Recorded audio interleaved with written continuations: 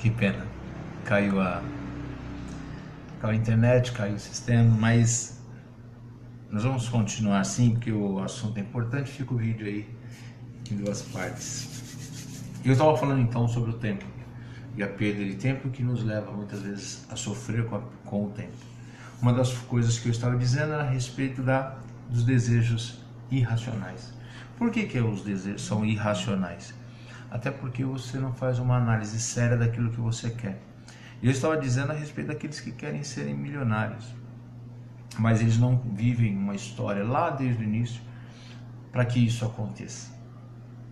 Ser milionário é errado? Não é. É um bom sonho? É um bom sonho. Mas a pessoa precisa estar atenta se existe aí um propósito de Deus para a vida dela nesse sentido e se os passos que ela está dando estão levando ele a esse bom resultado. Tem gente que luta uma vida inteira, mas ele não percebe que ele mesmo não tinha condição nenhuma. Ele não se preparou, não estudou, ele não fez nada daquilo que dá a base para se chegar a esse resultado. Conversando com alguém, um cara falou: eu queria ter um carro. Aí eu fui ver o carro que ele queria, conversando, ele disse: o carro dele custa R$1 milhão.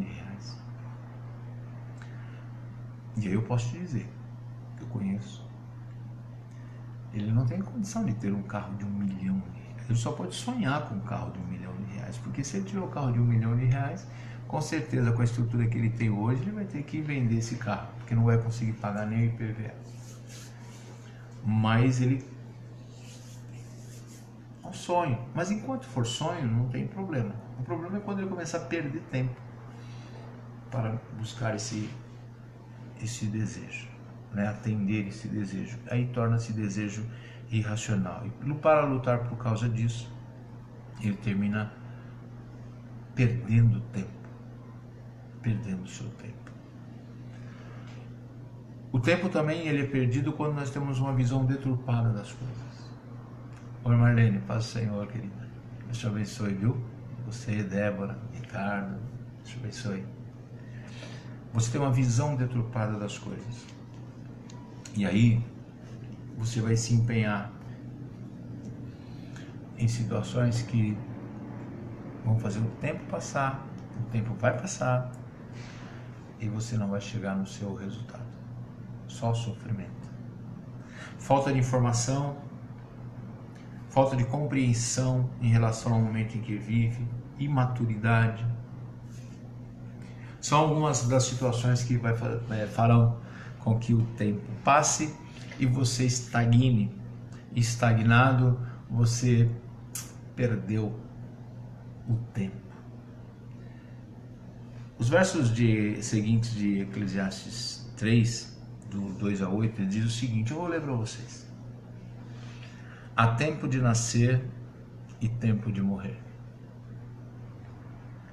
Há tempo de plantar e há tempo de se arrancar o que se plantou. Eu sempre paro e fico analisando dentro do que o escritor está dizendo. Qual é o tempo? Tempo de nascer? Qual é o tempo que eu vivo? Tempo de morrer? Porque o tempo de nascer não é só com relação à minha pessoa, pessoa humana, mas é com relação também às situações à nossa volta. Há um tempo que as coisas nascem na nossa vida, mas há um tempo que elas deixam de nascer e já é hora de elas morrerem. Porque o tempo passou e o tempo determina que então isso aconteça dessa forma, a morte daquela coisa ou daquilo. Mas nós ficamos ainda rodando em círculos, vivendo o tempo de nascer daquilo. Percebe? Sofrimento. Porque está fora de tempo. Uma das situações muito comuns e que para mim serve como exemplo de nascer e morrer é com relação à morte de outras pessoas que estão e fazem parte da sua vida. Houve o tempo em que eles nasceram, houve o tempo em que eles fizeram parte da sua vida, houve o tempo que foram importantes, mas houve um tempo em que morreram. Ou morreram emocionalmente, ou morreram fisicamente. Até quando nós vamos viver alguém, viver com alguém, sendo que ele já morreu. Mas para nós ainda nós vivemos a nossa vida como se ele estivesse vivo. Você está perdendo o seu tempo, porque analisando da forma correta, ele já morreu. É outro tempo. Tudo, né? Mas importante, muito importante. É tempo de matar, no versículo 3. Tempo de matar e tempo de curar. Tempo de derribar e tempo de edificar. Percebe os opostos? Os dois, quando estão fora do tempo, são perigosos. Se for tempo de derrubar, filho, derrube. Chegou o tempo de edificar, construa. Fique atento ao tempo. É tempo de chorar, tempo de rir. Tempo de plantear e tempo de saltar. Tudo tem o seu tempo. Tempo de espalhar pedras, tempo de ajuntar pedras. Tempo de abraçar e ao tempo de deixar de abraçar. É tempo de buscar, de conquista. É tempo também de perder. Existe o tempo de perder. Tempo de guardar e tempo de jogar fora. Esse é algo também bem difícil. A gente observa, as pessoas gostam muito de guardar coisas. Não só coisas materiais, mas guardar sentimentos, guardar comportamentos. Mas fique atento, porque guardar fora de tempo é perder tempo. Vou dizer de novo, fique atento, porque guardar fora do tempo é perder tempo. Guarda mágoa, deixa de perdoar, guarda rancor, guarda tristeza, fica alimentando lembranças tristes, lembranças que mexem com o seu emocional negativamente. Não é guardar dinheiro só, não. É tempo de deitar fora. Se livrar dos maus sentimentos, se livrar, perdoar quem tem que perdoar. Mas também é um tempo para deitar fora. Porque quando a pessoa também joga tudo fora, coisas que não deveriam ter ido, podem ir. Então, tudo tem o seu tempo. O 7. Tempo de rasgar e tempo de coser. Tempo de estar calado e tempo de falar. Isso é uma sabedoria tremenda. A hora de ficar calado e a hora de falar. Só Deus para dar essa sabedoria. Só Deus para dar esse entendimento. Tem um ditado popular que diz que quem muito fala dá bom dia a cavalo, né? Eu gosto de ouvir e prestar atenção. A minha natureza também não é muito fácil, não. Minha natureza é meio complicada. E se acredita que para parar de falar em determinadas circunstâncias que eu sei que se eu falar vai me dar prejuízo, eu tenho que lembrar que aquela é a hora de calar, não é a hora de falar. Vai chegar o momento de falar, vai chegar o tempo de falar, para ficar dentro do título do nosso devocional de hoje. Vai chegar o tempo de falar. Tempo de amar e tempo de aborrecer. Tempo de guerra e tempo de paz. E fecha o 8º versículo. Então, veja bem, é muito importante que durante a nossa vida nós saibamos, existe o tempo determinado para cada coisa. E se nós vivermos fora desse tempo, certamente nós traremos sofrimento para a nossa vida. Sofrimento. Uma coisa é certa. De tudo que nós podemos recuperar nessa vida, saúde, família, dinheiro, trabalho, tudo isso existe, e existe a possibilidade de que tenhamos retorno ou recuperemos.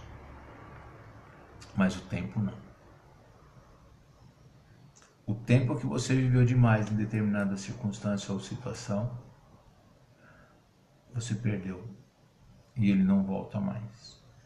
Ele não volta mais. Por isso que o apóstolo Paulo, quando ele conversa com o povo de Éfeso, que ele dá as instruções para aquele povo, que ele fala com aquela igreja, que ele começa a orientar todo aquele povo, ele diz lá em Efésios 5,15, ele diz o seguinte: tenham cuidado com a maneira como vocês vivem, que não sejam insensatos, mas que sejam sábios, aproveitando ao máximo cada oportunidade, porque os dias são maus. Portanto, não sejam insensatos, mas procurem compreender qual é a vontade do Senhor. Aí, no primeiro versículo 15, ele diz: tenham cuidado com a maneira como vocês vivem, que não sejam como insensatos, mas como sábios. O 16, aproveitando ao máximo cada oportunidade. Em outra tradução, está escrito assim: remindo o tempo. No 16, aproveitando ao máximo cada oportunidade, ele aparece como remindo o tempo, ou seja, fazendo do seu tempo algo realmente proveitoso, que vai te trazer para toda a sua vida um resultado excelente. E eu digo sempre, um resultado excelente é o resultado da paz.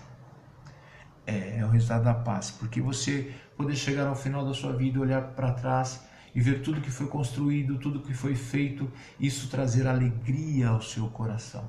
Mesmo com as lutas, com as perdas, com as dificuldades, com as separações que acontecem durante a vida. Olhar para trás e poder dizer como diz a palavra, como diz lá o escritor. Ebenezer, até aqui nos ajudou o Senhor.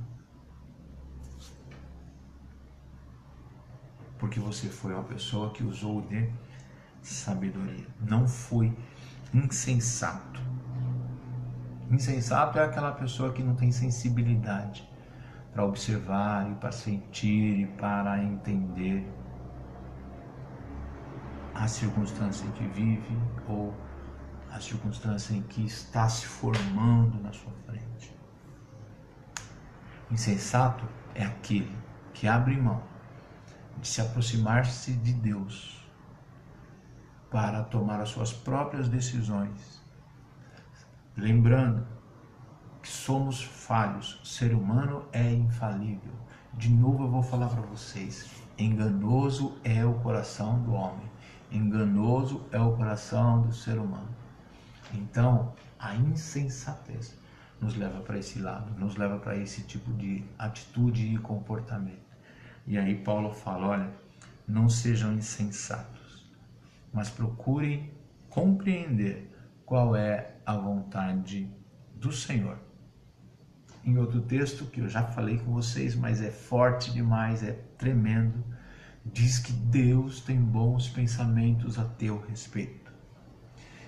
Deus tem bons pensamentos. Qual é a vontade do Senhor para a tua vida? Boa, agradável e perfeita. Olha o tempo. Olha o tempo que você vive. Olha o tempo que está passando. E veja se você está sincronizado com esse tempo, para que você tenha uma vida próspera. Sim? Vamos orar? Senhor Deus e Pai, nesta manhã, Senhor, eu venho te agradecer. Agradecer pela vitória de termos vivido mais uma semana. Te agradecer pela bênção, Senhor, de poder chegar nesse dia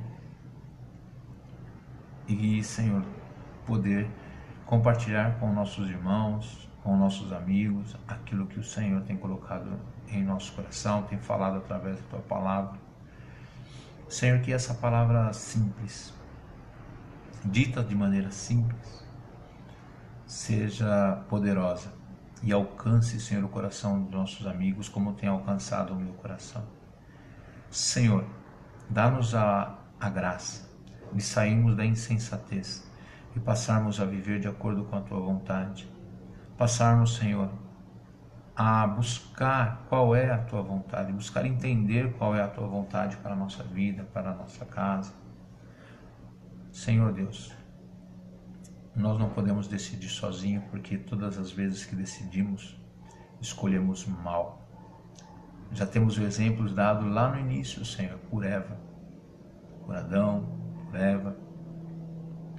E a história vem mostrando, Senhor, durante todo o tempo, que nós dependemos de Ti.